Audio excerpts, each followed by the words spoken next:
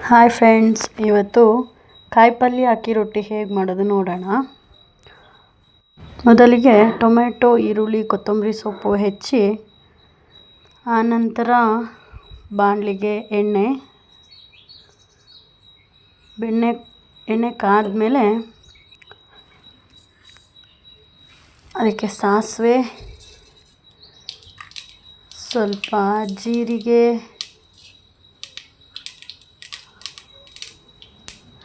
ಆನಂತರ ಬೆಳ್ಳುಳ್ಳಿ ಹಾಕಿ ಫ್ರೈ ಮಾಡಿ,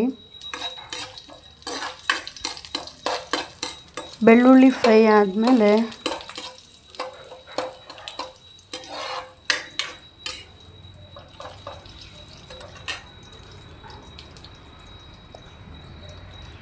ಹೆಚ್ಚಿಟ್ಕೊಂಡಿರೋ ಈರುಳ್ಳಿ ಸ್ವಲ್ಪ ಗೋಲ್ಡನ್ ಬ್ರೌನ್ ಆಗೋಷ್ಟು ಬೇಡ, ಸ್ವಲ್ಪ ಈರುಳ್ಳಿ ಬೇಯೋ ಹಾಗೆ ಹುರಿದು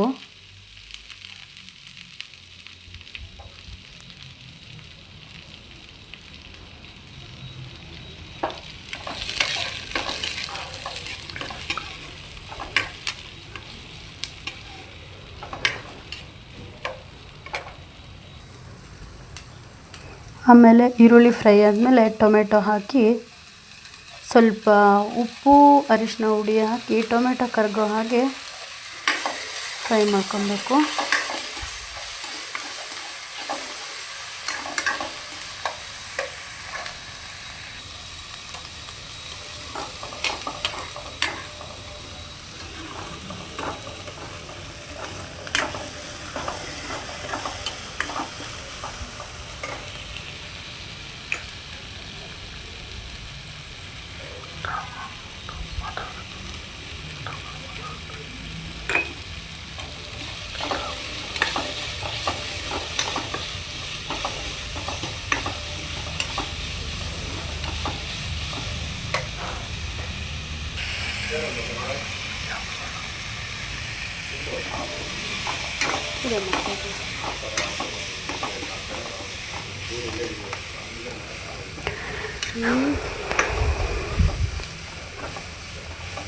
ಚೆನ್ನಾಗಿ ಫ್ರೈ ಆದಮೇಲೆ ಸ್ವಲ್ಪ ಖಾರದ ಪುಡಿ ಹಾಕಿ ಫ್ರೈ ಮಾಡಬೇಕು. ನೋಡ್ಕೊಳ್ಳಿ, ನೀವು ಎಷ್ಟು ಜನಕ್ಕೆ ಬೇಕು ಅಷ್ಟು ಖಾರದ ಪುಡಿ, ಉಪ್ಪು ಹಾಕಿ ಫ್ರೈ ಮಾಡ್ಕೊಬೇಕು. ಈಗ ಕಾಯಿ ತುರಿ ಹಾಕಿ ತುರ್ಕೊಳ್ಬೇಕು. ತುರಿದಿರೋ ಕಾಯಿ ಹಾಕಿ ಫ್ರೈ ಮಾಡ್ಕೊಳ್ಳಿ. ಅದಕ್ಕೆ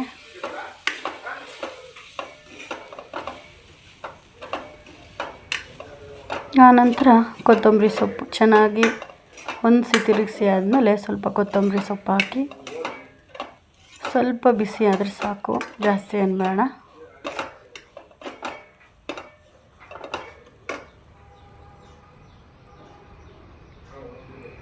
ಕೊತ್ತಂಬರಿ ಸೊಪ್ಪು ಹಾಕಿ ತಿರುಗಿಸಿ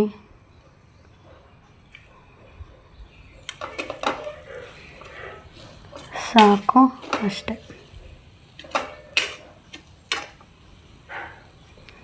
ಇಷ್ಟಾದರೆ ಕಾಯಿ ಪಲ್ಯ ರೆಡಿ ಆಗುತ್ತೆ. ಆನಂತರ ಮಲೆನಾಡು ಸ್ಟೈಲು ಕಾಯಿ ರೊಟ್ಟಿ ಹೇಗೆ ಮಾಡೋದಂದರೆ, ಅನ್ನ ಹಾಕಿ ಅಕ್ಕಿ ಹಿಟ್ಟನ್ನು ಹಾಕಿ ಹಿಟ್ಟು ರೆಡಿ ಮಾಡ್ಕೊಬೇಕು ಬಿಸಿ ನೀರಲ್ಲಿ. ಆನಂತರ ಚೆನ್ನಾಗಿ ಹೆಚ್ಚಿ ಉಂಡೆಗಳನ್ನ ಹದ ಮಾಡಿ ಉಂಡೆ ಮಾಡಿ ಅದನ್ನು ಈ ಥರ ಕೈಯಲ್ಲೇ ತಟ್ಟಿ ನೀರು ಹಚ್ಚಿ ತಟ್ಕೋಬೇಕು. ಕಾವಲಿ ಬಿಸಿ ಇಟ್ಕೊಂಡಿರಬೇಕು. ಕಾವಲಿ ಬಿಸಿ ಆದಮೇಲೆ ರೊಟ್ಟಿನ ಚೆನ್ನಾಗಿ ತಟ್ಟಿ ತೆಳುವಾಗಿ ತಟ್ಟಬೇಕು.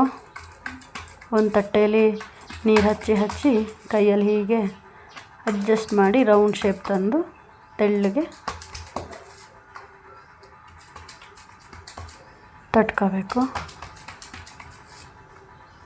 ಪ್ಲಾಸ್ಟಿಕ್ ಮೇಲೂ ತಟ್ಬೋದು ಬರದೇ ಇರೋರು. ಮಲೆನಾಡು ಕಡೆ ಹೀಗೆ ಮಾಡ್ತಾರೆ ಕೈಯಲ್ಲಿ.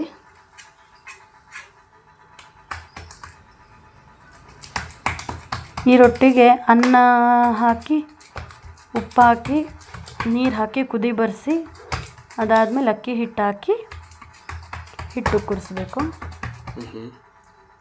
ಆಮೇಲೆ ಚೆನ್ನಾಗಿ ಹೊಂದಿಸಿ ಕಲಸಿ ಉಂಡೆ ಮಾಡಿ ಈ ಥರ ತಟ್ಕೊಬೇಕು. ತಟ್ಟಿ ಬಿಸಿಯಾಗಿರೋ ಹಂಚಿನ ಮೇಲೆ ಹಾಕಿ ಎರಡು ಸೈಡು ಚೆನ್ನಾಗಿ ಕಾಸ್ಕೊಬೇಕು. ಒಲೆ ಇದ್ದರೆ ಒಲೆ ಕೆಂಡದಲ್ಲಿ ಕಾಸ್ಬೋದು, ಇಲ್ಲ ಅಂತಾಯಿತು ಗ್ಯಾಸಲ್ಲಿ ಕಾವಲಿ ಮೇಲೆ ಚೆನ್ನಾಗಿ ಕಾಸ್ಕೊಂಡ್ರೆ ಅಕ್ಕಿ ರೊಟ್ಟಿ ಕಾಯಿ ಪಲ್ಯ ಬೆಳಗ್ಗೆ ಬ್ರೇಕ್ಫಾಸ್ಟ್ಗೆ ಈಸಿಯಾಗಿ ರೆಡಿ ಆಗುತ್ತೆ. Thank you.